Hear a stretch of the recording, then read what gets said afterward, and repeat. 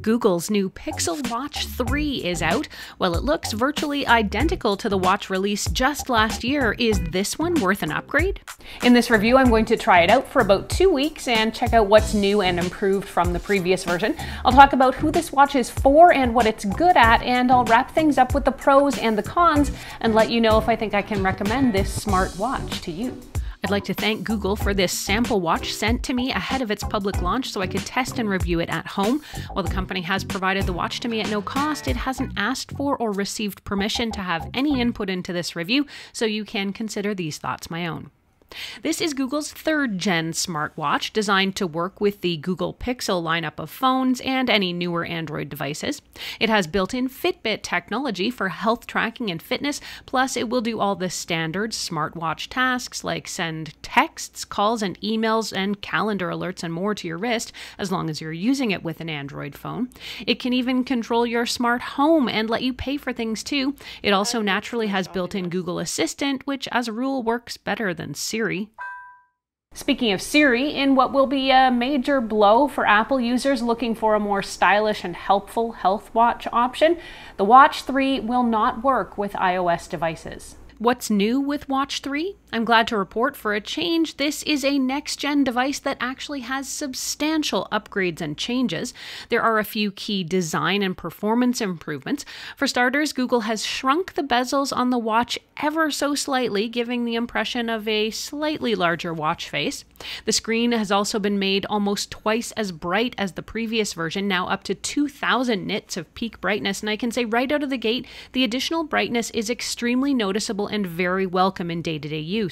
There's a lot more variability when it comes to color and shading on the watch faces now too, meaning it goes beyond being a monochromatic single color screen, which I'm loving. Google is now offering this watch in a new larger 45mm size as well, which will give you an additional 40% more screen and about a 35% bigger battery. Now, I'm not going to be going into much on that version because mine here is the 41mm version. Battery life has been improved a little bit, and the watch now charges about 20% faster, which was noticeable to me right away and another welcome upgrade. A few other tweaks to the watch include the ability to let you view your live Nest cameras and even use your watch to talk through the camera. Watch 3 can also be a remote for your Google TV device, and you can access offline Google Maps, use your watch to unlock your phone, and even use the Recorder app right on your wrist. One kind of surprising omission is that there is no Google Gemini app for the watch yet. Google made a big deal out of Gemini, its new AI assistant, at its big 2024 product announcement, and it's available on all Android phones, so I'm a bit surprised it's not on the watch. While Google says AI is built into the watch, accessing Gemini specifically is not yet possible. In the box, you're getting your watch with a 4-pin charging pad, which is the same version as Watch 2, and there's an extra band in there for adjusting your fit as well.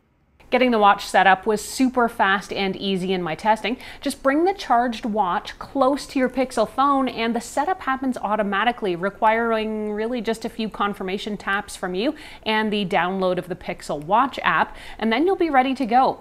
You can also link an existing Fitbit account in the setup to port that data over to your Pixel Watch. All right, let's move on to using the Pixel Watch 3. Pixel Watch 3 keeps the round 1.5-inch touchscreen design of its predecessor, and there's new faces available and lots more options in terms of customizing the watch. The display is as crisp and vibrant as ever, and the touchscreen is very responsive, making app navigation a breeze. Google has also fitted the Pixel Watch 3 with a slightly bigger battery, meaning you can expect a good improvement in the overall battery life, even with the always-on display activated.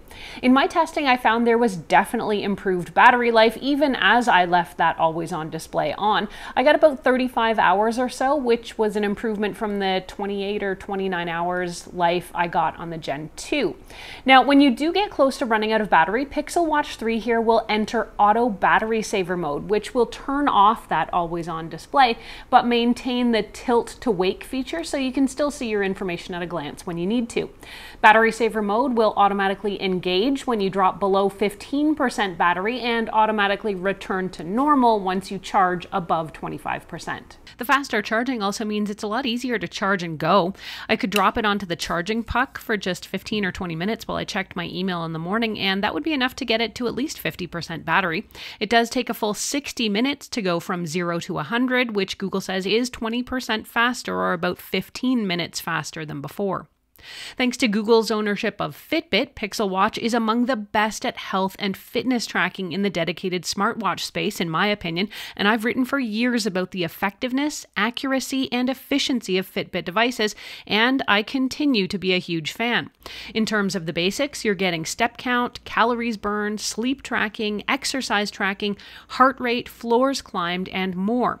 It can also automatically detect and log if you're currently doing a handful of key exercises like walking, running, or using an elliptical machine.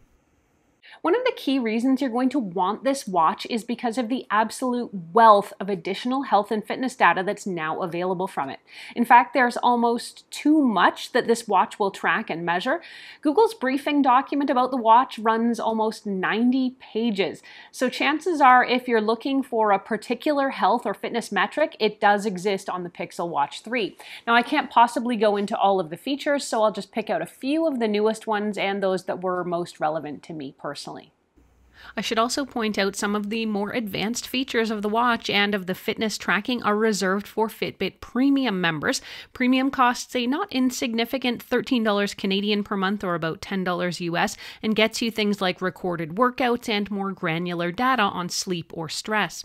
Pixel Watch 3 has sensors for heart rate, skin temperature, ECG, electrodermal activity, and more. It's going to measure just about everything.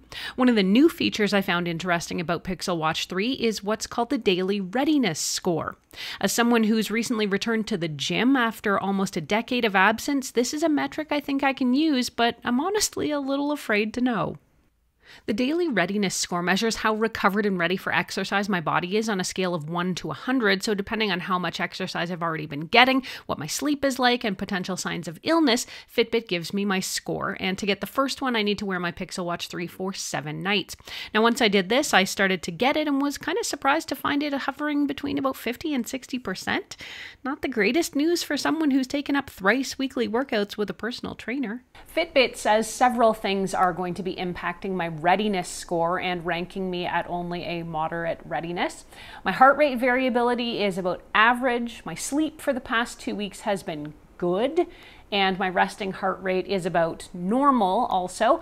I'm not really sure in truth how to interpret this data, since after a good night's sleep and a protein shake, I usually feel like I'm pretty ready to hit the gym, but maybe on the inside, my body hasn't quite returned to my previous fitness levels just yet. Cardio Load is another new tool that, along with my daily readiness score, should help me understand how much cardio I can handle.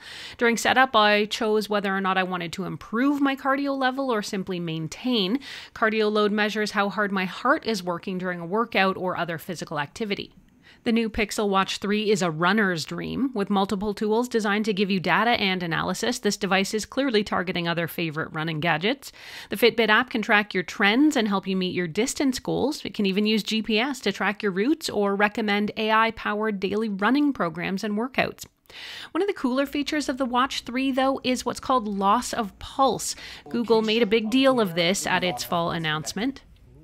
Loss of pulse can actually detect if your pulse stops beating, which can happen if you're having a heart attack. If it does, Pixel Watch 3 can automatically call 911 for help, and it can transmit your location if you can't call for help, meaning your Pixel Watch 3 could literally save your life if you're alone in an emergency. Now, unfortunately, as of the date I'm posting this video, it is not yet available in either Canada or the United States.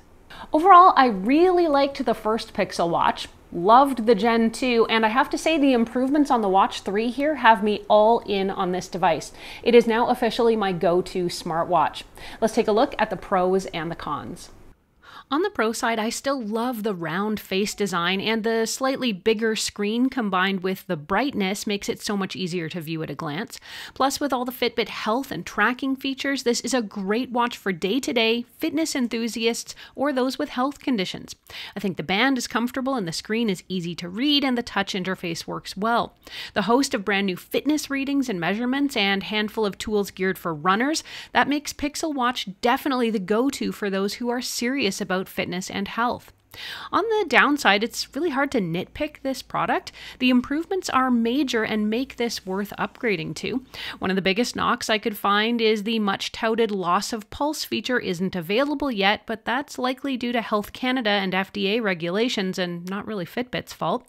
I could also complain, I suppose, because it won't play nice with any Apple device, but the truth is, even though you might not get your phone calls and texts from an iPhone to the Pixel Watch here, it still does so much and measures so much that if you're serious about health and fitness, this would be worth having even without that compatibility with an iPhone. In short, this is a great watch for Android phone users, an outstanding companion for Pixel phone owners, and a watch even an iPhone owner can fall in love with, so I can absolutely recommend it to all of you. Now here's the price breakdown, and Google has held the base price from the Gen 2 model. There's a Wi-Fi and Bluetooth version for about $479 Canadian, or a cellular connected option that costs a bit more at $599, and this is only a marginal price increase over the previous watch. Prices in the USA are $349 US and $399 respectively. You can get it from Google or places like Best Buy and Amazon, and you've got plenty of other options for smartwatches. Check out what you can get from a far less expensive Fitbit tracker, or see what else Google launched this year right now.